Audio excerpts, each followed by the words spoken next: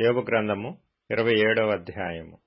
యోబు ఇంకను ఉపమాన రీతిగా ఇట్లనెను, నా ఊపిరి ఇంకను నాలో పూర్ణముగా ఉండుటను బట్టియు, దేవుని ఆత్మ నా నాసికా రంధ్రములలో ఉండుటను బట్టియు, నా న్యాయమును పోగొట్టిన దేవుని జీవము తోడు, నా ప్రాణమును వ్యాకులపరచిన సర్వశక్తుని తోడు, నిశ్చయముగా నా పెదవులు అబద్ధము పలుకటలేదు, నా నాలుక మోసమునుచ్చరించుటలేదు.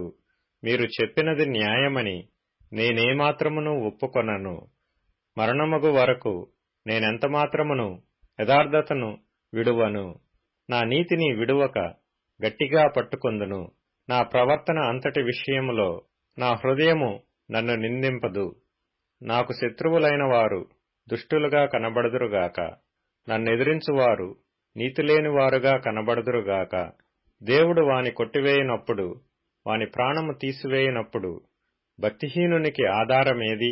వానికి బాధ కలుగునప్పుడు దేవుడు వాని మొర్ర వినునా? వాడు సర్వశక్తుని యందు ఆనందించునా? వాడు అన్ని సమయములలో దేవునికి ప్రార్థన చేయునా? దేవుని హస్తమును గూర్చి నేను మీకు ఉపదేశించెదను. సర్వశక్తుడు చేయు క్రియలను నేను దాచిపెట్టను. మీలో ప్రతివాడు దాని చూచియున్నాడు. మీరెందుకు కేవలము వ్యర్థమైన వాటిని భావించుచుందురు? దేవుని వలన భక్తిహీనులకు నియమింపబడిన భాగము ఇది. ఇది బాధించువారు సర్వశక్తుని వలన పొందు స్వాస్థ్యము. వారి పిల్లలు విస్తరించిన ఎడల అది ఖడ్గము చేత పడుటకే గదా. వారి సంతానమునకు చాలినంత ఆహారము దొరకదు. వారికి మిగిలిన వారు తెగులు వలన చచ్చి పాతిపెట్టబడెదరు.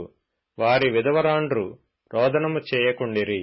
ధూళి అంత విస్తారముగా వారు వెండిని పోగు చేసినను, జిగటమన్నంత విస్తారముగా వస్త్రములను సిద్ధపరచుకొనినను, వారు దాని సిద్ధపరచుకొంటయే గాని నీతిమంతులు దాని కట్టుకొనెదరు. నిరపరాధులు ఆ వెండిని పంచుకొనెదరు. పురుగుల గోళ్ల వంటి ఇండ్లు వారు కట్టుకొందురు. కావలివాడు కట్టుకొను గుడిసె వంటి ఇండ్లు వారు కట్టుకొందురు. వారు ధనము గలవారై పండుకొందురు గాని మరలా లేవరు. కన్నులు తెరవగానే లేకపోవుదురు. భయములు జల ప్రవాహముల వలె వారిని తరిమి పట్టుకొనును. రాత్రివేళ తుఫాను వారిని ఎత్తికొనిపోవును.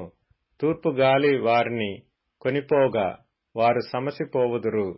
అది వారి స్థలములో నుండి వారిని ఊడ్చివేయును. ఏమియూ కరుణ చూపకుండా దేవుడు వారి మీద బాణములు వేయును.